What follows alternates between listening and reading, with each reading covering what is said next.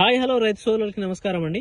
ఏదైతే ఉందో మన మిరప పంటలో 14వ డోసుగా వచ్చేసి కాప్ సెట్టింగ్ కోసం అని చెప్పేసి మనము సఫారీ స్ప్రే చేయడం జరిగింది. అంతకుముందు మనం ఒకసారి అలెక్సాఫైజీ, ఆ తర్వాత గ్రాసియా, ఆ తర్వాత కాప్ సెట్టింగ్ కోసం 3 డోసులు సఫారీ స్ప్రే చేయడం జరిగింది. దీనికి గాను మనకు పై ముడత కింది ముడత క్లీన్ అయిపోయి చాలా బ్రహ్మాండమైన పూత వస్తుందని చెప్పేసి చెప్పాను. నేను చెప్పినట్టే ఆ పూత వచ్చిందా, కాప్ సెట్ అవుతుందా లేదా అనేది వీడియోలో మనం చూద్దాము.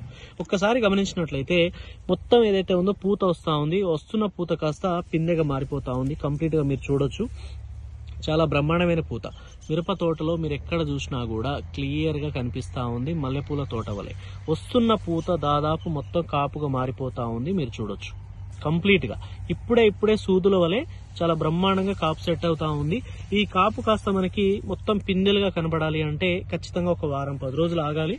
చూడొచ్చు మీరు మొత్తం సూదుల వలె పిందెలు కనిపిస్తా ఉన్నాయి. ఈ పిందెలన్నీ మనకి ఒక వారం తర్వాత చాలా బ్రహ్మాండమైన కాపుగా సెట్ అయిపోతా ఉంటది. సో